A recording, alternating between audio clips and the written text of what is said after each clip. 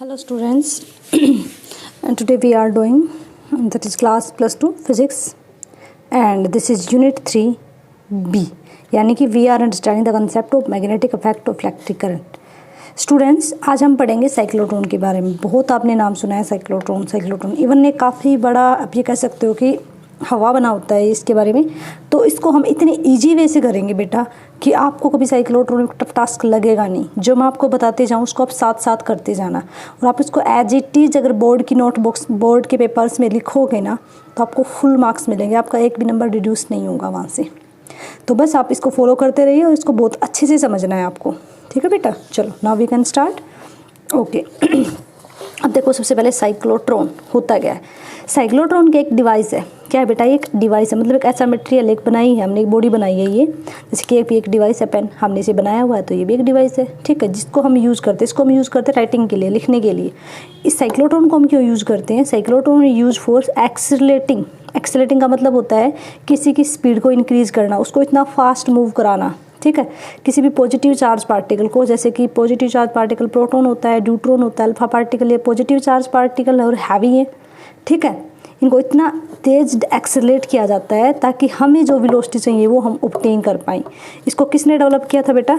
Lawrence ने और इनविंगस्टोन ने, ठीक है।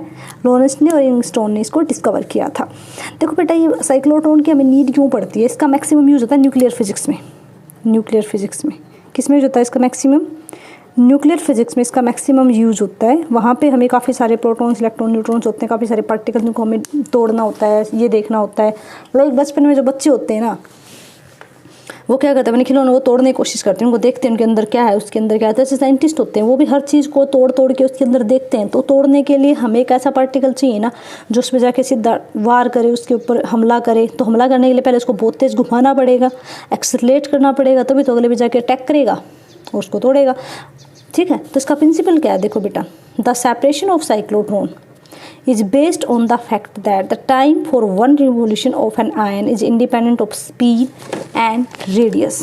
speed है बेटा, speed नहीं है, sorry, of its orbit। Orbit मतलब उसका पाथ, जो उसने पाथ फॉलो किया है, ठीक है। यही कंसेप्ट हमें बेसिकली ध्यान रखना है कि जो उनके बीच में दो साइक्लोट्रॉन, हम पूरा साइक्लोट्रॉनिक बनाएंगे, अभी डायग्राम देखेंगे, जो हमने पूरा साइक्लोट्रॉन का सेट कर रखा है वो, इसमें आपको इस बात का ध्यान रखना है कि जो टाइम है ना एक रिवॉल्यूशन का, मतलब जो उसने एक पूरा चक्कर काटा तो उसका जो टाइम है ना वो उसकी स्पीड पे और उसकी रेडियस पे डिपेंड नहीं करना चाहिए। यानी कि जो टाइम है ये ना तो स्पीड पे डिपेंड करेगा और ना ही रेडियस पे, जो उसका सर्कल बनाएगा ये ना उस पर डिपेंड करेगा, ठीक है। तो हम इसी चीज़ को भी प्रूव करेंगे। तो देखो बेटा पहले इसका हम डायग्राम देख लेते हैं।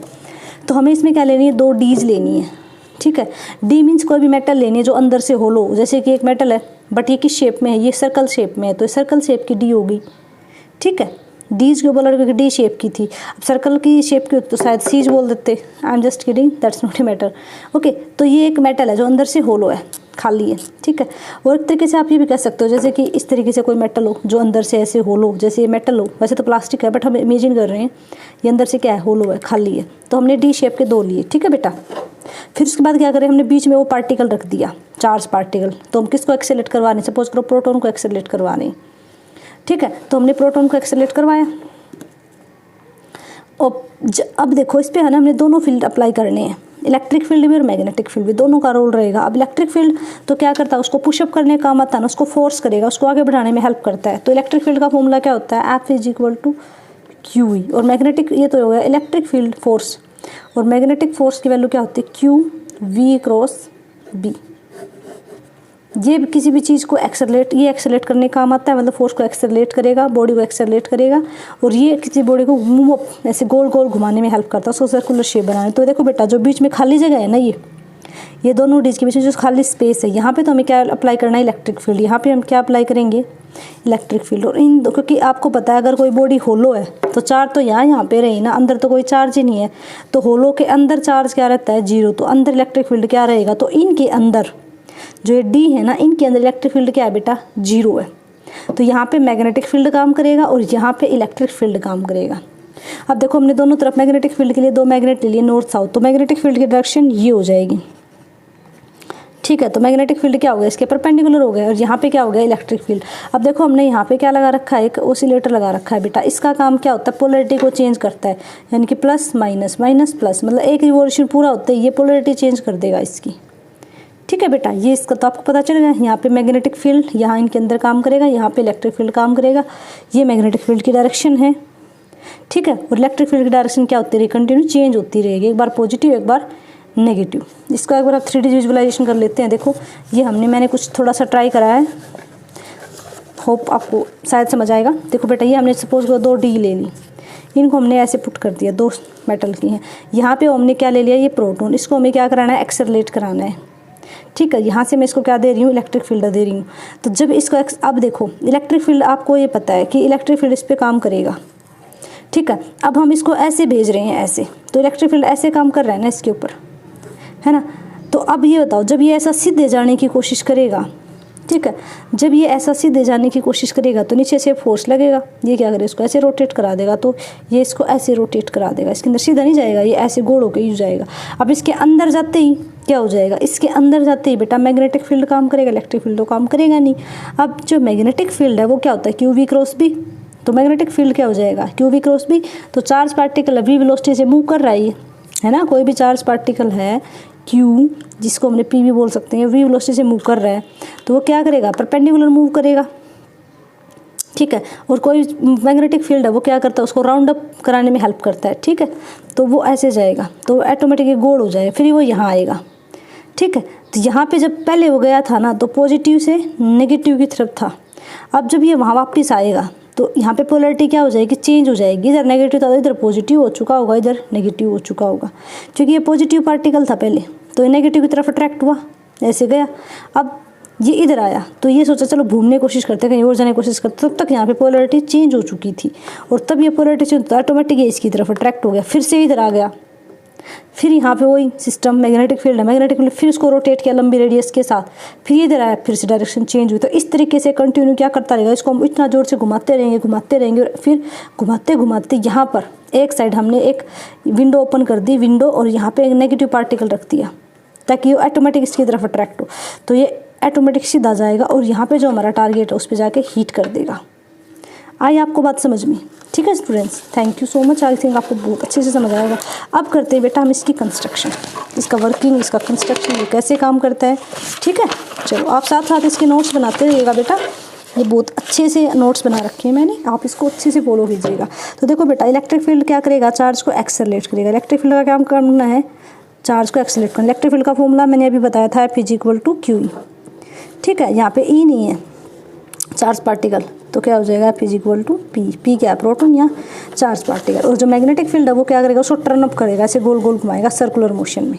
अब देखो बेटा, इसमें क्या होते हैं, 2 होलो डीज मैंने बताई थी। डी क्यों बोल रही थी, डी शेप की है।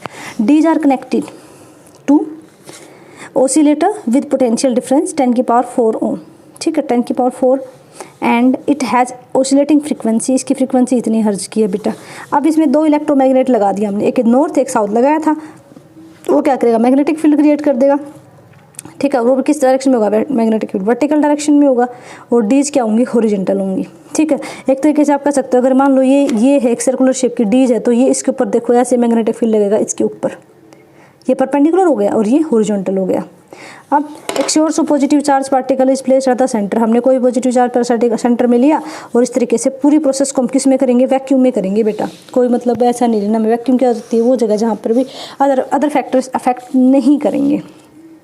ओके स्टूडेंट्स, तो अब देखो बेटा, वर्किंग एंड थ्योरी, इसकी थ्योरी क्या कहती है।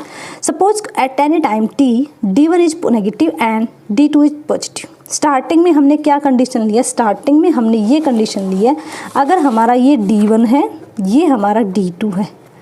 ठीक है, सो ये सर्कल अपने आप नहीं बनेगा बेटा, तो हमने स्टार्टिंग में कंडीशन ली है d1, तो हमने क्या माना बेटा, नेगेटिव, और d2 को क्या माना, ये माना हमने नेगेटिव, और ये माना मैंने पॉजिटिव। ठीक है, तो स्टार्टिंग में हमने ये वाली कंडीशन ली है। अब जो पोटेंशियल है वो क्या करेगा, उस आयन को एक्सेलरेट करेगा टुवर्ड्स द d1, क्योंकि देखो बेटा क्यों होगा एक्सेलरेट, देखो रीजन है इसके पीछे। क्या रीजन है बेटा, यहाँ पे जो चार्ज पार्टिकल है वो पॉजिटिव है, तो ऑटोमेटिक बात, अंडरस्टूड की बात है, वो इसकी तरफ जाने की कोशिश करेगा। ठीक है, यहाँ जाके वो क्या हो जाएगा, सर्कुलर रूप में मैग्नेटिक फील्ड के, फिर वो ऐसे आएगा। अब ये इधर आया तो नेगेटिव, नेगेटिव बन गया तो इधर पॉजिटिव अट्रैक्ट हो गया, तो इस तरीके से घूमेगा ये। अब ऑन रीचिंग इनसाइड D1 तो ion will be in field free space, तो वहाँ पे स्पेस में वहाँ पे फ्री हो जाएगा, ठीक है। तो वहाँ कॉन्स्टेंट वेलोसिटी के साथ मूव करेगा, बट वहाँ पे मैग्नेटिक फील्ड काम कर रहा है, और इसके लिए हम ये रूल लगाएंगे। देखो बी, ये क्या हो गया, सॉरी बेटा, I am really sorry, that is force, that is magnetic field, that is velocity, और फिर चार्ज पार्टिकल। तो आप ये देखो, अगर ये परपेंडिकुलर वर्क करेगा तो फोर्स ऊपर की तरफ लगाना, यानी कि वो पार्टिकल ऐसे जाने की बजाय वो ऐसे रोटेट करेगा, तो बन रहा है ना एक सर्कल एक तरीके से, ठीक है। तो एक सर्कुलर पाथ को फॉलो करेगा। फिर अब ये क्या है, मैग्नेटिक फील्ड है, मैग्नेटिक फोर्स क्या होता है, FM, मैंने आपको पहले बताया था, QVB। अब यहाँ पे मैंने V क्रॉस B था, तो मैंने इसको साइन थीटा को 90 मतलब थीटा को 90 मानते हुए साइन 90 क्या हो जाएगा 1, ये वाला केस लिया, इसलिए मैंने इसको QVB लिखा है।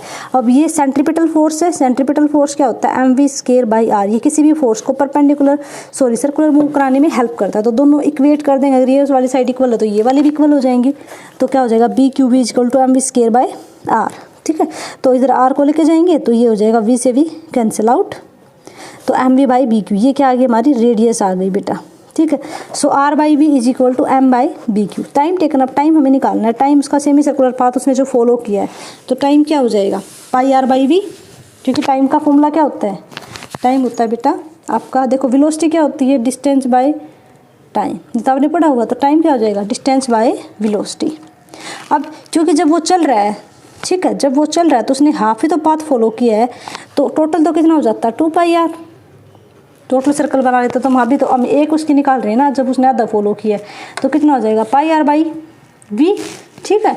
अब t क्या आ जाएगा, अगर मैं यहाँ पे r की वैल्यू पुट कर दूँ, r/v की इसकी वैल्यू यहाँ से मैं इसमें पुट कर दूँ, ठीक है, यहाँ से मैंने इसमें ये वैल्यू पुट कर दी, तो क्या हो जाएगा πm/bq। तो आप ध्यान से देखो, यहाँ पे जो टाइम है independent of both the speed of ion and radius of circle. देखो यहाँ पे ना तो कहीं r है ना कहीं पे v है, इस फॉर्मूले के अंदर ना तो कहीं पे r है और ना कहीं पे स्पीड है, तो ये ना तो स्पीड पे डिपेंड करता ना उसकी रेडियस पे डिपेंड करता, हम यही चाहते थे, इसलिए हमें बेनिफिट होगा। अब देखो आगे हमने उसकी पोलरिटी बदल दी, D1 को पॉजिटिव कर दिया, D2 को नेगेटिव कर दिया, तो इनकी हमने क्या किया, हमने ये किया भाई, अब की बार इसको तो पॉजिटिव कर दिया और इसको क्या कर दिया नेगेटिव, फिर से पार्टिकल घुमाया। अब दोबारा से पार्टिकल को जब हमने एक्सेलरेट किया तो positive ion accelerate in semi circular path, तो वो पाथ बना देगा ग्रेटर रेडियस के साथ, और बड़ी रेडियस होती चली जाएगी और बड़ी रेडियस होती चली जाएगी। So again with greater speed, वो फिर से घूमेगा, फिर से उसने पूरा, तो वो अपने आप में बहुत सारी एनर्जी को एक्वायर कर लेगा। Accelerated ions can be removed out of the dees from window, एक विंडो से हम जहाँ पे हमने इलेक्ट्रिक फील्ड अप्लाई कर रखा वहाँ से हम उसको बाहर निकाल देंगे, और वो जब वहाँ से बाहर निकलेगा तो वो डायरेक्ट क्या करेगा, वो डायरेक्ट हमारे जो हमने टारगेट है, जिसको हमने पढ़ना है, जिसको हमने तोड़ना है, ठीक है, उस पर अटैक करेगा।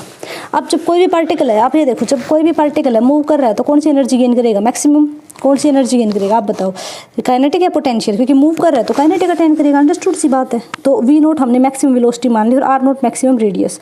अब फोर्स, सेंट्रीपिटल फोर्स क्या होगा, mv0/r0 का स्क्वायर, मैग्नेटिक फोर्स क्या हो जाएगा QV0 पे, ये मैक्सिमम के लिए पढ़ रहे हैं बेटा, मैक्सिमम एनर्जी के लिए। तो अब जब हम दोनों को इक्वेट करेंगे तो ये वाली साइड दोनों साइड इक्वल हो जाएंगे, तो यहाँ से मैक्सिमम वेलोसिटी क्या आ गई हमारे पास QB/r0/m। ये क्यों निकाल ली, क्योंकि हम जब काइनेटिक एनर्जी निकालेंगे मैक्सिमम तो हमें V0 की वैल्यू चाहिए थी, तो वो यहाँ से निकलेगी, तो इसको यहाँ पे पुट कर देंगे, पुट करो तो बेटा क्या आ जाएगा हाफ m, ठीक है। तो यहाँ से देखो इसका स्केयरिंग करें तो ये हो जाएगा बेटा m का स्केयर होएगा, ये हो जाएगा हाफ mb² q² r0 का स्केयर अपॉन में m², ठीक है। तो एक m से m कैंसिल आउट, तो क्या बचेगा हाफ mb² q² r0 का स्केयर। अब कोई भी बॉडी एक्सेलरेट करे तो फ्रीक्वेंसी तो होगी उसकी, जब टाइम है तो फ्रीक्वेंसी भी होगी, कितने ऑसिलेशन करे उसने, फ्रीक्वेंसी क्या होती है टाइम पीरियड का अपोजिट, तो t टोटल टाइम अब कितना हो गया 2t हो गया ना, ठीक है। तो टोटल हमारे पास टाइम आया 2πm/bq। अब इसका अगर हम रिवर्स कर देंगे कि 1/t कर देंगे तो हमारे पास क्या आ जाएगी, फ्रीक्वेंसी आ जाएगी। अब इसकी लिमिटेशन भी है बेटा, ये सिर्फ पॉजिटिव आयन पार्टिकल्स को ही एक्सेलरेट कर सकता है और अनचार्ज पार्टिकल भी एक्सेलरेट नहीं कर सकता, और जो हल्के फुल्के पार्टिकल लाइक इलेक्ट्रॉन वगैरह उनको भी एक्सेलरेट नहीं कर सकता, ठीक है। क्योंकि जो ये आयन्स है ना, आयन्स को भी नहीं कर सकता, क्योंकि आयन क्या होते हैं move with A speed beyond a certain, मतलब वो एक हद से ज़्यादा लिमिट को क्रॉस कर जाते हैं। अब इसके लिए मैं आपको छोटी सी स्टोरी बताती हूँ। इसको आप ऐसे करो, जैसे कि मान लो हमने एक इलेक्ट्रॉन लिया, एक प्रोटॉन लिया। इलेक्ट्रॉन प्रोटॉन पे चार्ज तो इक्वल है, लेकिन मास तो नहीं है ना। अब प्रोटॉन तो काफ़ी थोड़ा सा हेल्दी है, प्रोटॉन के पास पॉजिटिव चार्ज है, तो पॉजिटिव चार्ज उसका दिमाग मान लो आप, माइंड, ठीक है, और उसके पास मास भी। तो जो अगर मान लो किसी बंदे के अंदर ताकत भी है, पावर भी है, और उसके पास दिमाग भी है, तो हम उसको यूज़ करेंगे। या जिसके पास सिर्फ दिमाग है बट पावर नहीं। अब इलेक्ट्रॉन हल्का सा उसको घुमाओगे तो उसको वैसे चक्कर आके गिर जाएंगे, वो कैसे किसी को तोड़े फोड़ेगा, ठीक है। तो हमें ऐसा बंदा चाहिए यहाँ पे जिसके पास पावर हो, जिसको हम घुमाएं तो वो चक्कर खा के ना गिरे, तो उसके पास पावर है, वो है प्रोटॉन के पास पावर। फायदा क्या क्या है? न्यूक्लियर फिजिक्स में यूज करा जाता है। Ions use to add ions into the solid in order to improve the quality of solid. Solids की क्वालिटी को इंप्रूव करने के लिए वहाँ पर भी ये काफ़ी माइक्रो लेवल की बातें बेटा। Use to produce radio isotopes, ठीक है। और रेडियो आइसोटॉप्स मीन्स जो हमारा होता है रेडियो एक्टिविटी का जो कंसेप्ट होता है, वहाँ पे इसको हम यूज़ करते हैं, ठीक है। तो thank you so much students for watching. I hope आपको चैप्टर बहुत अच्छे से समझ में आया होगा। जहाँ तक हमने जितने भी पार्ट्स किए हैं, आप बाकी पार्ट्स भी जाके देख सकते हैं। पीछे के पार्ट्स मैंने बना रखे हैं, वीडियो में जाके चेक करिए प्लेलिस्ट में।